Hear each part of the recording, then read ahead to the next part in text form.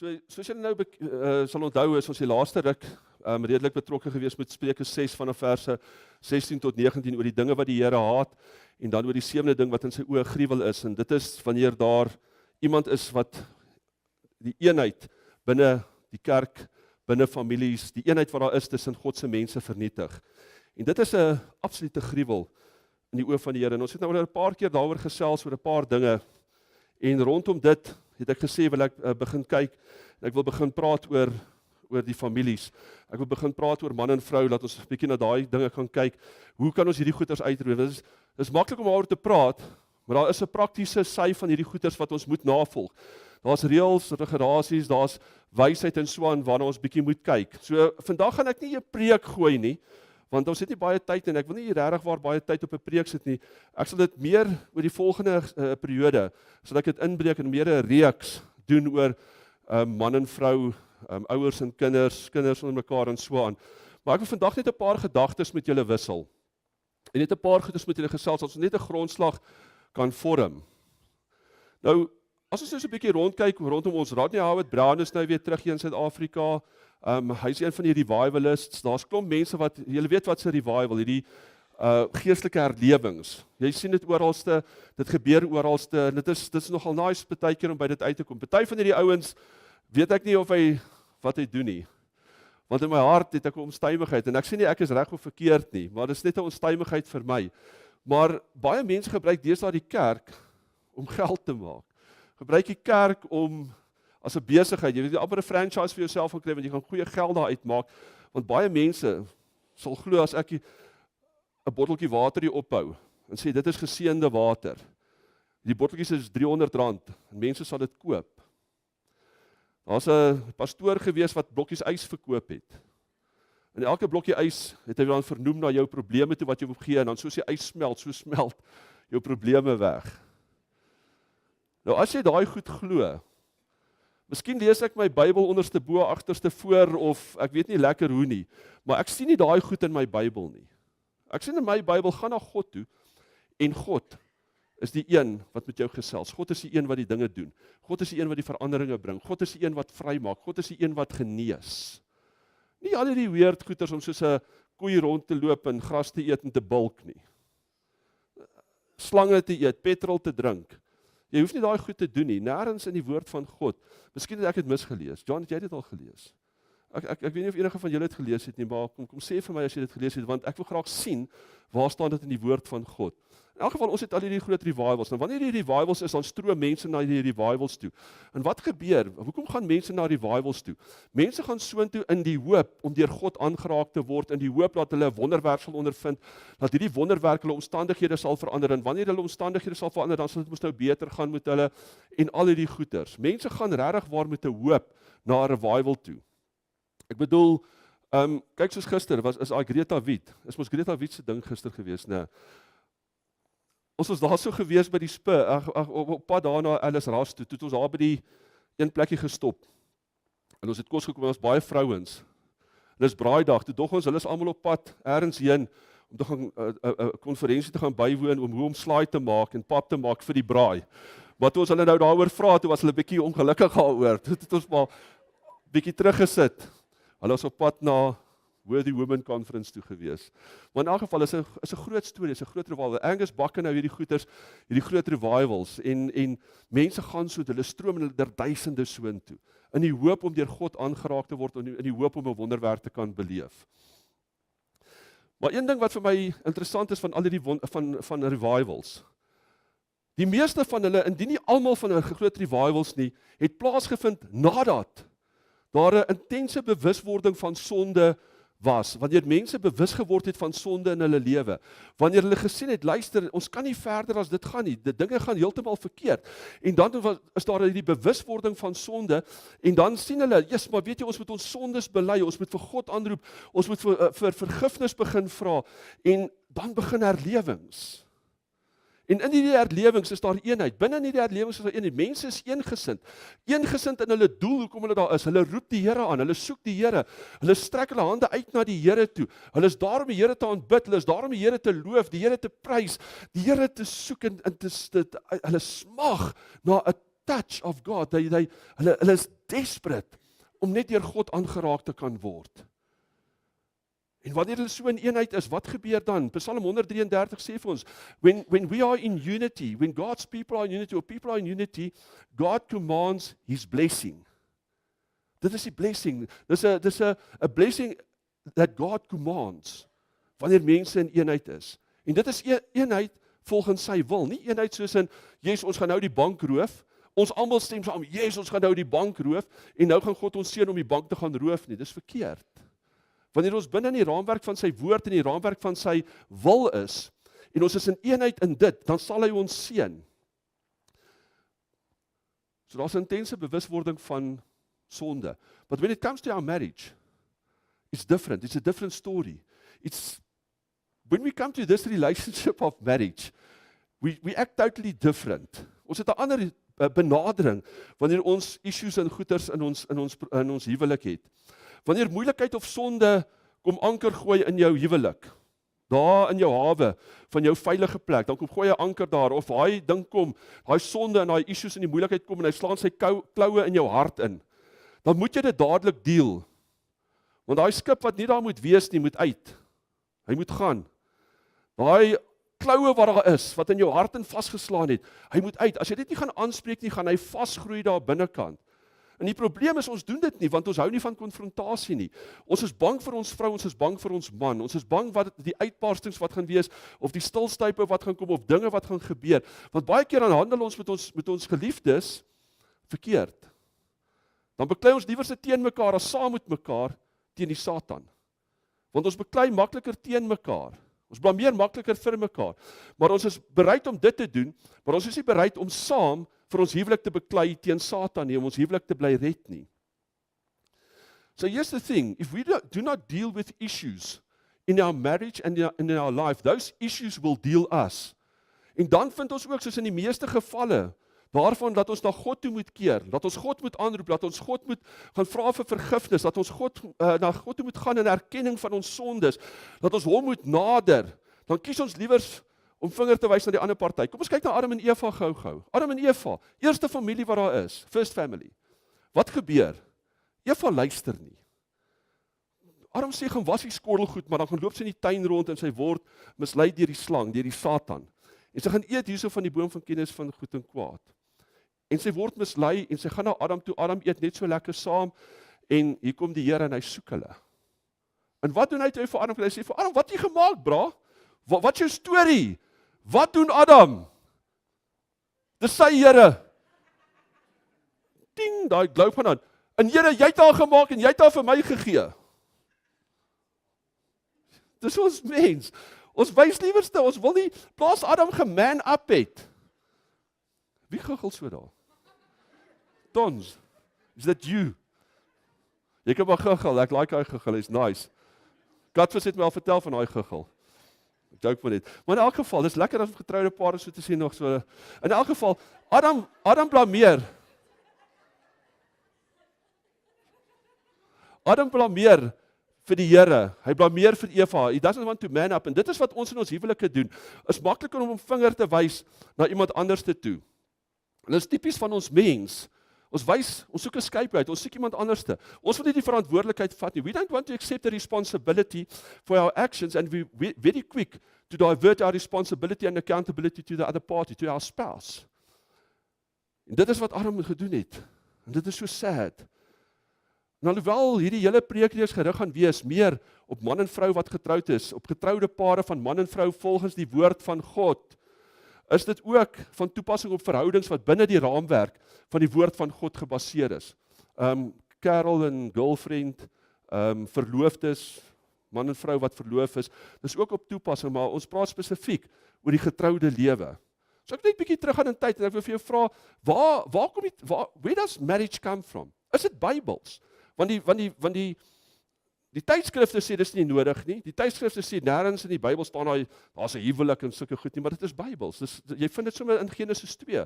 As ons nou ons eerste gedeelte kyk, ek nou 'n hele klompie teksverse en dis wat ek met julle wil deel vandag. 'n Klomp teksverse en dan die volgende paar sonderdag ons spesifiek na hierdie goed begin kyk. Genesis 2.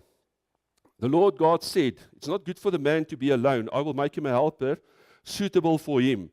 En dan gaan hulle aan daarso, en dan gaan kom ons skiep gou sommer so na vers 21 toe. So the Lord God caused the man to fall into a deep sleep, and while he was sleeping, he took one of the man's ribs and then closed up the place with flesh. Then the Lord God made a woman from the rib he had taken out of man, and he brought it to the man. And the man said, "This is now a bone of my bones and flesh of my flesh. She shall be called woman, for she was taken out of man." And that's why a man leaves his father and mother and is united to his wife, and they become one flesh. Nou, in die bediening waarin ons is, binne in die counseling gedeelte, ontvang ons baie gebedsversoeke. En 90% van hierdie gebedsversoeke gaan maar basies oor issues en probleme in die huwelik. En dan is daai probleme wat aangespreek word, die probleme met die wederhelf. Dat die wederhelf dinge verkeerd doen. Dat daar geen kommunikasie is nie, dat daar nie liefde is nie, dat daar nie eer en respek is nie, dat daar nie integriteit is nie, dat daar nie vertroue is nie, ensovoorts, ensovoorts, ensovoorts. So die klagtes gaan die hele tyd oor die wederhelf. Bittermin is die klagtes oor die skrywer self. Bittermin het ek al gekry te sê, in my huwelik wil ek nie vir my vrou luister nie, ek doen dit en dit verkeerd, maar ek sal liewer skryf, my vrou doen dit en dit en sy is dit en dit, ek wys vinger. Dit is regtig waar sad, dat mense nie meer accountability wil vat vir jou aksies nie. En dit is tog wat ons moet doen. Wanneer dit by skei kom, jy weet, mense trou nie om te skei nie. Ek weet nie of mense is wat gaan trou om te skei, miskien in Hollywood, want hulle soek geld. Nou, maar mense trou nie met ander mense om te skei nie. Jy trou met iemand want jy's lief vir daai persoon. Dis iemand wat iets in jou vul, iets wat weg is uit jou uit, en wat iets volmaak binne in jou. En wanneer dit by skei kom, dan hoor ek dikwels, miskien moes ons nooit getrou het nie. Ons is nie meer lief vir mekaar nie, we have fallen out of love. Ons is nie meer aanpasbaar tot mekaar nie, of we are not compatible to each other. Wat sê, dis 'n square peg in a round hole. Daai, jy weet, dit pas nie by mekaar nie. Dis nie soos daai blokkies bou goed. Dit pas nie meer so lekker by mekaar nie. Hulle sê dit is hoe ons is.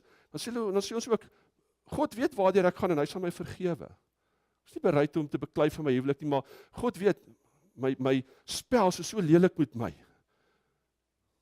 Of God weet, dit was 'n foutjie wat ek hier gemaak het en ek is tog so lief vir die vrou en omdat ek nou 'n verhouding met haar het, my vrou moet maar tog nou net verstaan. Ek help hierdie vrou, ek bedien haar net.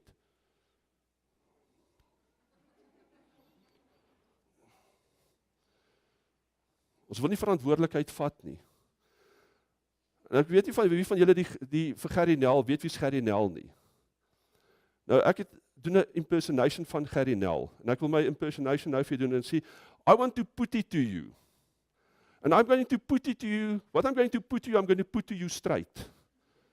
Want hulle put mos heeltyd alles daar. So I'm putting the next to you. Die grootste rede en die grootste probleem hoekom mense skei en hoekom daar issues in ons huwelik is gevolg van sonde. Sonde van welis vir iemand anderste. Sonde van onvergifnis. Sonde van hoogmoed. Sonde van ongehoorsaamheid aan God en ongehoorsaamheid aan mekaar en nog vele dergelike dinge. En dit is as gevolg van sonde dat die huwelik val. Dis as gevolg van sonde dat mense wil net handdoek ingooi, hulle is nie meer bereid om vir mekaar te beklei nie. Dis gevolg van sonde dat daar soveel gebroke verhoudings is, daar's gevolg van sonde dat soveel mense se lewens geruïneer is. Because they do not want to deal with the sin in their life, and when they do not want to deal with the sin deals them. En nie een van ons is sterk genoeg om teen sonde staande te bly nie. Ek lees gou 'n stukkie uit Galasiërs 5:19-21. Die praktyke van die sondige natuur is algemeen bekend. Onsedelikheid, onreinheid, losbandigheid, afgodsdiens, towery, vyandskap, haat, naaiwer, woede, rusie, verdeeldheid, skering, afguns, dronkenskap, uitspattigheid en al die dergelike dinge. Ek waarsku julle soos ek julle al vroeër gewaarsku het, wie hom aan sulke dinge skuldig maak, sal nie die koninkryk van God as erfenis verkry nie.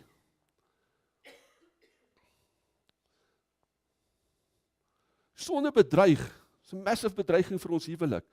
En in eerlikheid, as ons na hierdie gedeelte kyk, wie van ons sê ons is totaal onskuldig van daai ene? Ek moet my hand laat sak, want ek sê onskuldig nie. Hier's niemand van ons wat onskuldig is aan hierdie goed nie.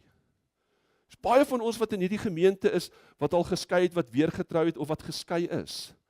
Verwerp God jou? Nee, God verwerp jou nie. Maar dit waardeur jy is, maak jou seer. Dit waardeur jy is nie lekker om mee te deel nie.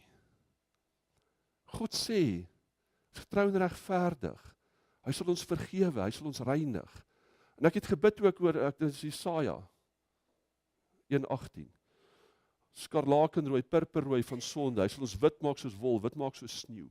God se liefde en sy vergifnis is daar vir ons wanneer ons na hom toe keer. Maar ons bevind ons baie keer, ek dink ons brein slaan toe, wanneer ons met iemand getroud was vir 'n redelike lang tyd, en ons begin mense aanvaar as vanselfsprekend, en ons het nie meer 'n waardering vir dit wat ons meer het nie.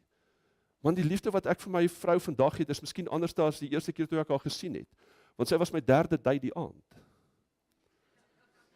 En toe ons kafee toe loop, daar by die skool, toe sê ek vir my beste vriend, ou Herman wat langs my loop, ou Harry Terry, ek sê vir hom, Herman, daai donker kop, is myne. Truus Bob, die Here kan my nou doodslaan, dis wat ek gesê het. Hy sê, is fine, want haar vriendin Saartjie is blond, hy like die blondies, hy sê, sy is myne, ek sê, sat my bra. En daar is ek, 29 jaar later, nog steeds getroud met dieselfde vrou. En dit is wonderlik, maar in elk geval, God sal ons vergewe, partykeer dan, ons het mekaar al gekom waar ons mekaar wil wurg. Ons het al gekom op plekke waar ons mekaar ons praat nie met mekaar nie. Ons wil niks met mekaar uit te waai nie, en so meer. Maar ek sien die tyd het ons heeltemal gevang. Wat ek wil doen, ek wil net 'n paar teksgedeeltes gou met julle deel. Galasiërs 5, verse 22 tot 23, die vrug van die Gees, teenoor hierdie werke van die vlees, dis wat ons in ons lewens moet hê, dis wat ons in ons huwelike moet hê, liefde, vreugde, vrede, geduld, vriendelikheid, goedhartigheid, getrouheid, nederigheid en selfbeheersing.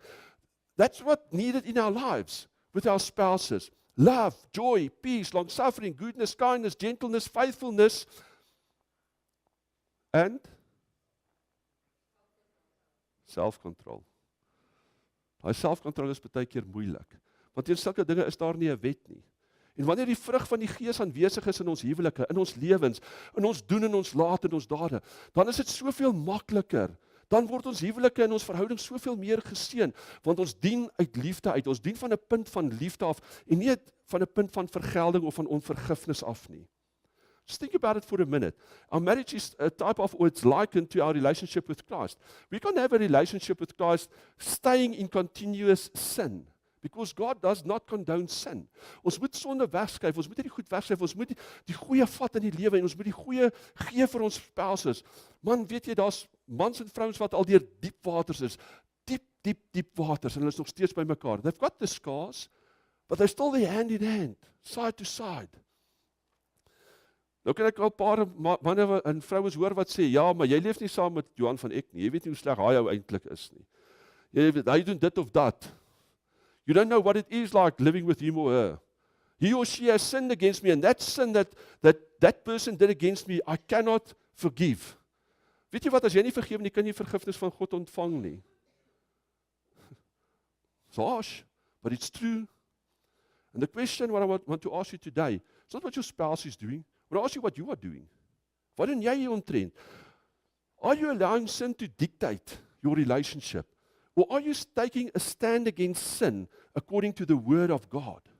Staan op die woord van God, op die fondasie van Christus wat daar is. 1 Korintiërs 13, kom ek lees gou hierdie vir jou.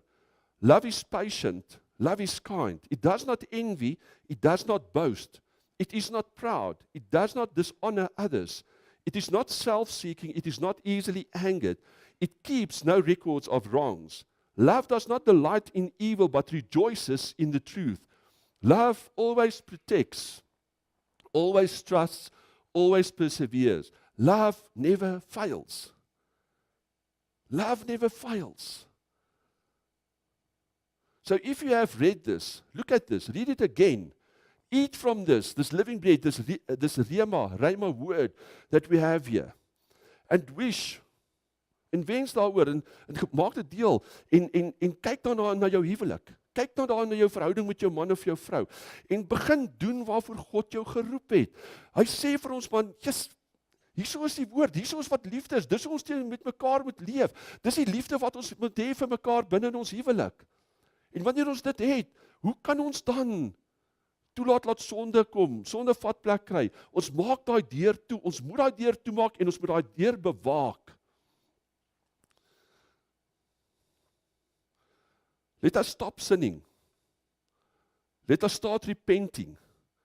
Let us ask forgiveness and let us give forgiveness. Let us make a choice. Let's choose to serve, to love, to honor, to protect, to respect our spouses and honor God within our marriage. I want to share, ek wil afsluit, ek weet ons gaan so klein bietjie oor tyd, so ek sal daai boete betaal. A couple of biblical principles, is 'n paar teksverse wat ek met julle wil deel. En uit hierdie teksverse uit, dit is van waaraf en uit hierdie tips uit wat ek wil gee. The good married life tips. Gaan ons redelik uitwerk vorentoe. The first tip that I want to give you, allow God to build the house of your marriage and let him God over it. Ons kyk dan na Psalm 127 vers 1. Dit gaan daaroor wat sê, unless the Lord builds the house. As die Here nie die huis bou nie, die werkers wat daaraan bou verniet. As die Here nie oor die stad waak nie, waak die wakers verniet. Die Here moet die bouer wees. Die Here moet die bouer van jou huwelikshuis wees. Die Here is die bouer van jou huwelik. Baseer dit op die woord van God en op die instruksie van God. 1 Korintiërs 3 vers 11. For no one can lay any other foundation other than the one which is already laid, which is Jesus Christ.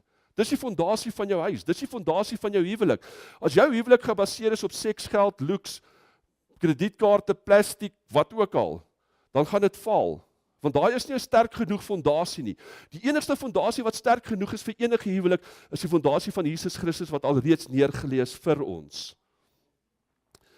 Tweede ene wat ek gou wil sê, decide that you will serve God as a family. Een kan nie die Here dien en die ander een nie die Here dien nie. Dit veroorsaak probleme. Ons moet hierdie dinge besef, en ons moet verstaan waar God in ons lewens moet wees. God moet nommer 1 wees. God moet vir my vrou belangriker wees as wat ek of haar kinders of enigiets anders te vir haar is, en so ook, God moet vir my belangriker wees as my vrou en my kinders, my werk, enigiets. God eerste, dan my familie, my vrou, my kinders en my werk, dan biking en dan al die ander goeders. En as jy op die heel laaste bladsy kyk, 3 bladsye verder, is waar die blou bulle is. Sorry James. Hulle is daar, maar hulle is heel wat ver. Derde punt gou, mans, eer julle vrouens. 1 Petrus 3:7. Mans, julle moet verstandig met julle vrouens saamleef. Moenie dof wees nie. Bewys eer aan hulle as die swakker geslag wat saam met julle deel in die lewe as genadegawe. Dan sal julle kan bid sonder dat iets julle hinder. Soveel van ons gebede werk nie. Dit kom nie by God uit en dan is ons vir God kwaad, ja, maar dit help nie om te bid nie. Maar ons eer nie ons vrouens nie, ons leef nie in vrede met ons vrouens nie. Ons is nie 'n man vir ons vrou nie. Dis hoekom ons issues het. Sê ek nie, woord van God. 4de punt, love one another. John 15:12. My command is this, love each other as I have loved you. En dan kyk ons daar na Kolossense 3 vers 19.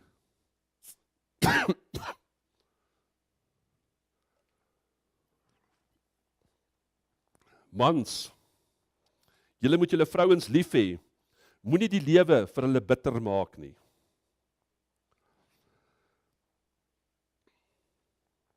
Dis Kolossense 3:19. Ons kyk na Kolossense 3:14. Bo dit alles moet julle mekaar lief hê. Hoor hierdie. Bo dit alles moet julle mekaar lief hê. Dit is die band wat julle tot volmaakte eenheid saambind. Tot volmaakte eenheid saambind. Bo dit alles, wees lief vir mekaar. 5de punt wat ek gou wil vat. Be prepared to lay down your life for your spouse or a loved one, just as Jesus did.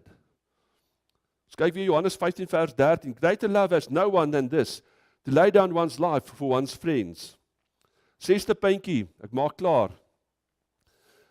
Pray for each other and be prepared to confess to one another.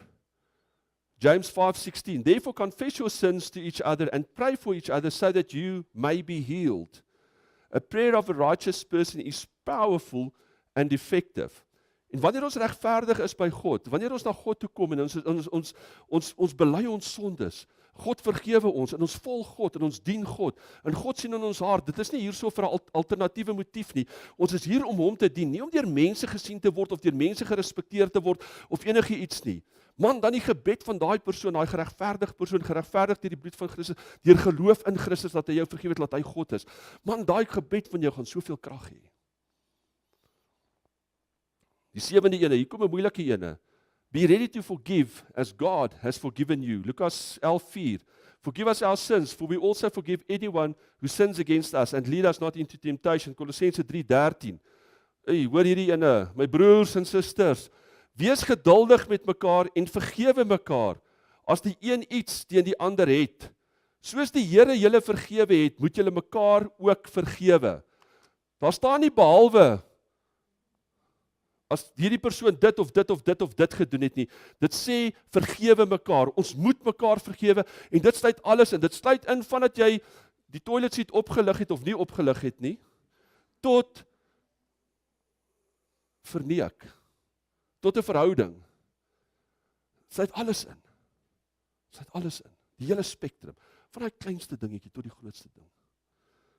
Want God het ons vergewe dat ons sy seun vermoor het. God het ons sondes vergewe dat ons in ongehoorsaamheid teenoor hom was. Maak nie saak wat jou man of jou vrou teen jou gedoen het nie. En dit is moeilik. Dit is moeilik. Jy moet vergewe. Ek het my vrou verneek. Ek het al vertel daarvan, dis deel van my getuienis. En God het dit iets wat lelik was omgedraai in iets wat moois is. Prediker, in due time, in its time, God will make it perfect. God will make it beautiful. Die storie van Jesus Christus. In geen weergawe, 'n stikkende lyf, onskuldige man, half doodgeslaan, wat aan 'n kruis hang wat bebloed is. In geen weergawe is dit mooi nie. In geen weergawe nie. Wat toe hy dood is en begrawe is en neergedaal het en opgestaan het en die gevangenes gevange geneem het saam met hom. God made it beautiful. Want toe is daar verlossing vir elkeen van ons. Op sy tyd. God will make it beautiful. Ons moet vergewe. En al skeur dit jou hart, al breek dit jou hart, ons moet vergewe. As ons die blessing van God in ons huwelike wil hê, moet ons vergewe. Ons moet lief hê. Ek kan baie ander tekste en baie ander raad gee, en ek gaan nou baie van dit uitsny, want ons tyd is op. Maar die raad wat ek vandag vir jou wil gee, is die volgende. Dien vir God. Dien vir mekaar. Wees lief vir God. Wees lief vir mekaar. Vra vergifnis. Gee vergifnis. Respekteer God. Respekteer jou spouse. Eer vir God. Eer jou spouse. Hou vir God vas. Hou jou spouse vas. En iets wat ek gereeld deel met mense wanneer ek troues of huwelike doen, is ek lees vir hulle die volgende, ek wil hierdie net vir julle lees. The woman was formed from the man's rib. She was not formed from his head, so that she can sit on it. She was not formed from the foot, so that she might be trampled upon. She was formed from his rib, close to the heart, to be loved, and under the arm to be protected. The rib was taken from the man's side, where she needs to stand side by his side, and he side by her side. Dis wat dit is. As ons langs mekaar staan, ons hou mekaar vas, dan beskerm ons mekaar. Ons dra mekaar se laste, deel mekaar se vreugdes. Sheriff, dis wat dit is. Ek het soveel meer om nog met julle te deel, en dit gaan so interessant wees. Ons gaan kyk na Love Your Way to a Better Marriage. Ons gaan na hierdie dinge kyk en dit is amazing, die insig wat daar is op hierdie goed. Maar weet dit, moenie verwerp voel, of onder condemnation voel, as jy 'n geskeide persoon is, as jy deur 'n egskeiding gaan, as jy al op 'n tweede of 'n derde troue is nie. Wat gebeur het gebeur, en God vergewe. God se vergifnis is perfek vir elkeen van ons. Dis weggewas. So ver soos wat die ooste van die weste af is, dis weg. Maar laat ons 'n standpunt begin inneem, En dit is nie net oor ons huwelik nie, dis ons verhoudings met ons kinders ook. Ons kan nie sonde toelaat nie. Ons moet ophou om te luister wat die wêreld vir ons sê. Ons moet ophou om te luister wat die huisgenoot en die Sari en al die ander geskrifte vir ons sê. Wat sê dit is reg om so te leef. Dis reg. Spice up your marriage by having an affair. En broer, wat 'n spice is daar? Dis is chili, broer, chili. En dis ekstra hard want een of ander tyd gaan dit jou gat brand. Is eenvoudig. Doen nie wiskunde.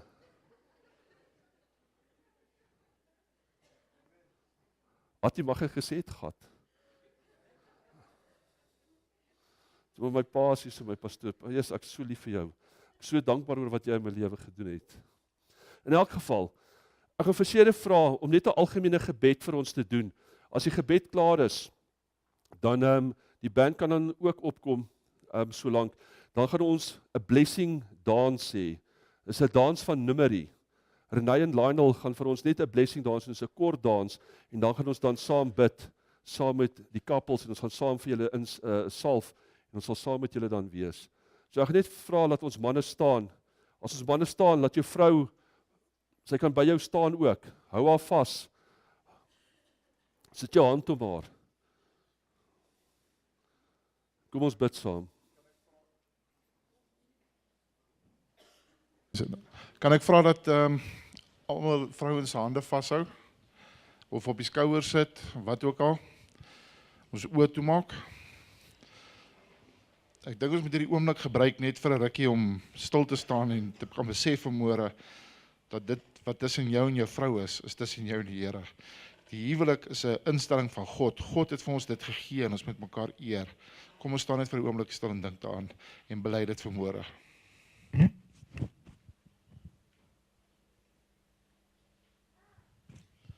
Onse kosbare hemelse Vader wat in die hemel is, Here, ons kom net vanmôre na U toe en ons bely vanmôre en ons lê dit voor U voete neer, Here, dat dit wat tussen my en my vrou is, tussen my vrou en die man is, Here.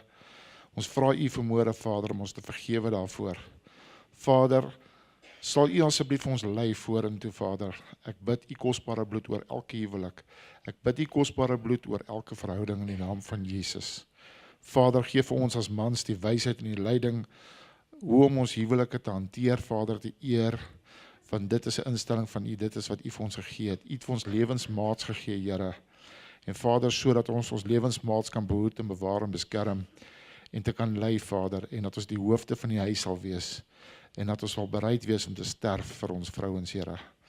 Vader, so bid ek ook vir die vrouens vanmôre, Vader, dat hulle altyd daar sal wees en bidden sal wees vir hulle mans, Vader, dat hulle man sal weet dat hulle backup het. Man sal weet dat hulle vrouens daar is wanneer hulle ook val en dat U vir hulle die leiding en die wysheid ook sal gee, Here. Ek bind elke huwelik vanmôre met die kosbare bloed van Jesus Christus, ons verlosser en saligmaker. Ek bind vanmôre elke verhouding in die naam van Jesus. Ons dankie vir die oorwinning vanmôre, Vader, dat ons weet dat ons kon vrygekom het met dit wat ons voor die voete neergelê het en dit wat ons gevra het, Here, vergewe ons daarvoor. En ons vra dat in die naam van Jesus Christus, ons verlosser en saligmaker. Amen.